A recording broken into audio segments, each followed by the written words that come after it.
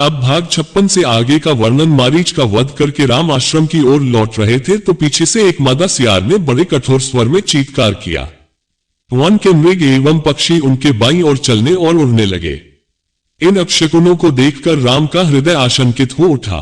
उन्हें सीता के अशुभ की चिंता संतप्त करने लगी।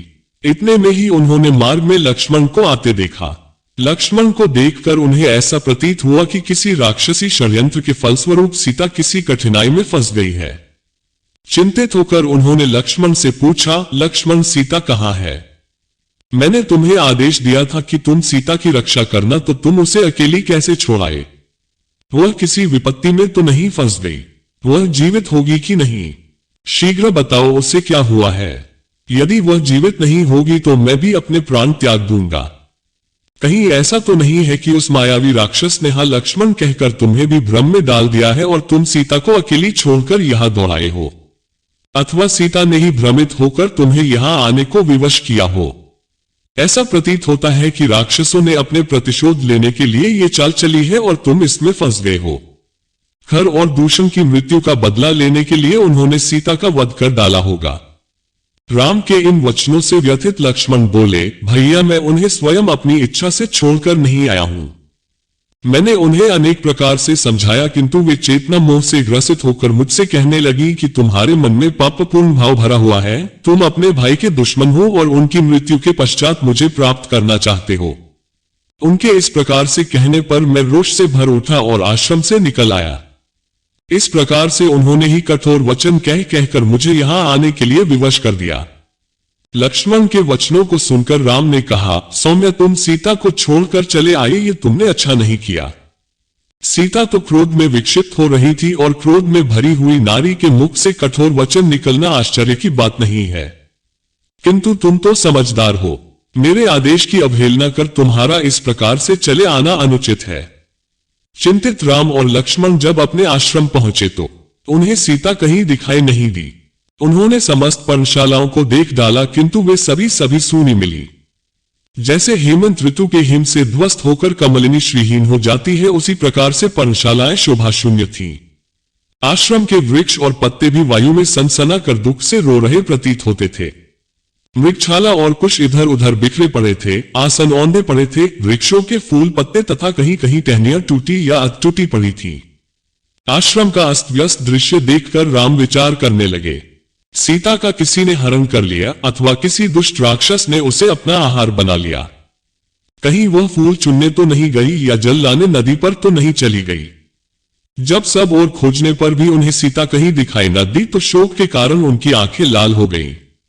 नदी नालों पर्वत कंदराओं में जा जाकर वे उन्मत्त की भांति आवाज दे देकर सीता की खोज करने लगे।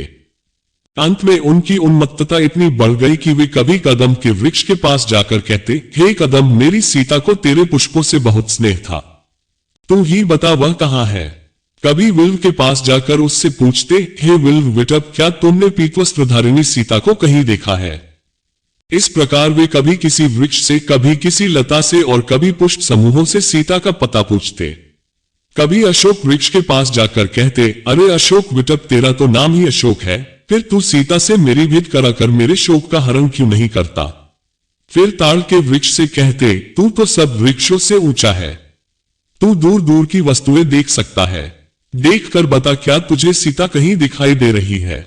चुपचाप खड़ा न रह, यदि तू देखना चाहेगा तो तुझे वह अवश्य दिखाई देगी। इस प्रकार नाना प्रकार के वृक्षों से पूछ पूछ कर रामचंद्र विलाप करने लगे, हे प्राणवल्लभे जानकी, तू कहां छिप गई? यदि तू वृक्षों की ओट में छिपकर हंसी कर रही है तो मैं तुझसे प्रार्थना करता हूं, तू प्रकट हो जा। देख, मैं तेरे बिना कितना व्याकुल हो रहा हूं। अब बहुत हंसी हो चुकी, मैं हार मानता हूं। मैं तुझे नहीं ढूंढ पा रहा हूं, या तू सचमुच मुझसे रूठ गई है? हाँ सीते, बोल, जल्दी बोल, तू कहाँ है? इधर देख, तेरे साथ खेलने वाले मृग शावक भी तेरे वियोग में अश्रु बहा रहे हैं।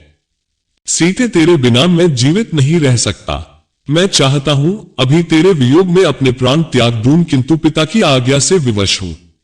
मुझे स्वर्ग में पाकर वे धिक्करेंगे और कहेंगे, तू मेरी आज्ञा की अवहेलना करके 14 वर्ष की वनवास की अवधि पूरी किए बिना ही स्वर्ग में कैसे चला आया? हाँ, मैं कितना अभागा हूं जो तुम्हारे विरह में मर भी नहीं सकता। हाय जानकी, तुम ही बताओ, तुम्हारे बिना मैं क्या करूं। बड़े भाई को विलाप करते देख लक्ष्मण ने उन्हें धैर्य बंधाते हुए कहा, हे नरोत्तम, रोने और धैर्य खोने से कोई लाभ नहीं होगा। आइए आश्रम से बाहर चलकर वनों और गिरी कंदराओं में भाभी की खोज करें। उन्हें वनों तथा पर्वतों में भ्रमण करने का चाव था। संभव है वहीं कहीं भ्रमण कर रही हो।